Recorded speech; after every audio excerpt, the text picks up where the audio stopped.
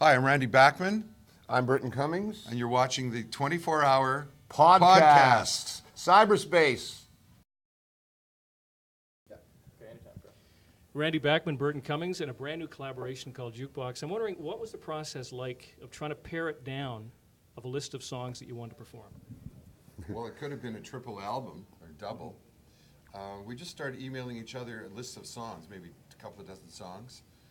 And I had some dream songs. And as you actually get to sit there with the guitar, you figure there's no way I could sing this song, so it's thrown out. And we got it down to about a dozen each. Surprisingly enough, a lot of our songs were the same. We both wanted to go back and embrace these songs that propelled us as kids to want to be musicians and start a band. You know, Georgie Fame, Chuck Berry, Bo Diddley, Elvis, things like that. So a lot of the songs were the same. So we had a mutual agreement. And a lot of songs I had never even heard.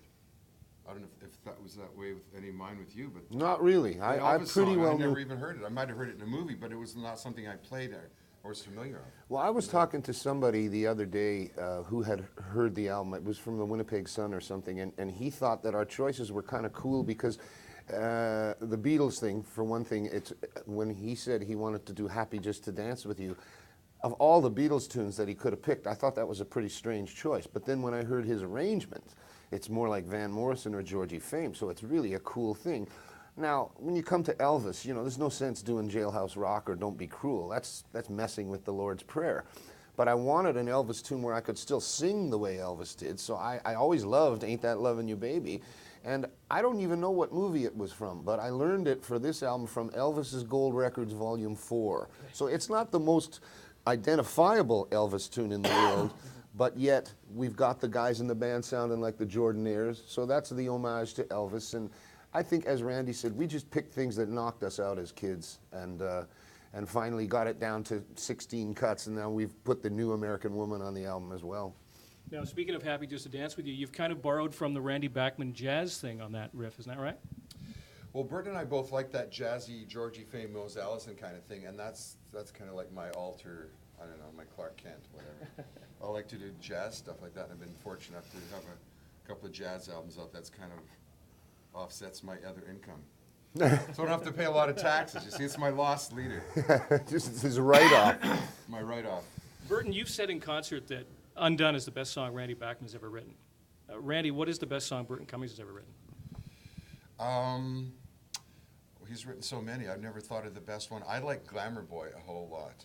I also like Sour Sweet. And I've actually taken those. I was going to pitch it to him to do it in the same jazz style, with Georgie Fame jazz style, with guitar chords, and me actually sing it.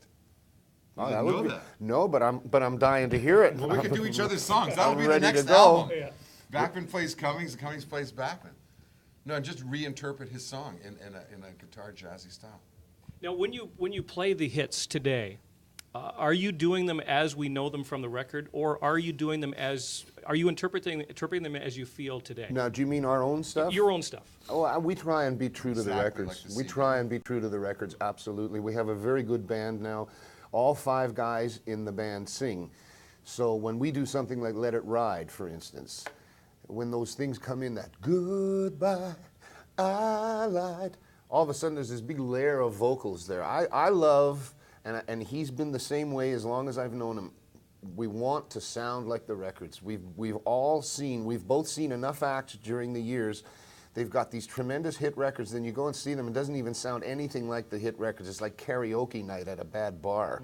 We've always prided ourselves on the fact that we can sound like the records. So we're trying to be very true to the records. We always try and sound like the records. We know why the fans come to see us.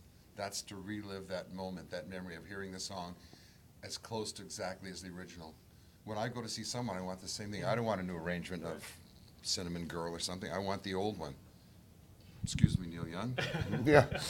Now, night after night, is there one or two particular songs that elicit the most reaction from Guess Who fans, or is it pretty much a different response on a different night? Well, it'll vary from city to city, but the one home run every night is Taking Care of Business. And we save that for the very end of our shows, because that's just that's a home run every time he starts. All he has to do is, and all of a sudden 20,000 people are up on their feet. American Woman gets a great response. These Eyes gets a tremendous response because we always say this is this is the song that changed our lives, you know, and all I do is boom, boom, da-da, and there's this. So, you know, it's funny, when we were kids in the 60s, before we had the big hit records, all we wanted was one of those. I remember we opened for Jefferson Airplane, remember? Yeah. Jefferson Airplane came at the peak of their success, 67 in Winnipeg. They had White Rabbit on the charts. Somebody to Love. Somebody to Love and White Rabbit, and we opened for them at the Winnipeg Arena, and to be honest, we were much better that night musically. The minute they came on and did the first 2 notes of White Rabbit, nobody even remembered that we had played. So we were just dreaming, let's just have one of those records that the minute you start it, it elicits that response. Well, now we have 20 or 30. You know, our dreams have come true over and over and over. 24hours.ca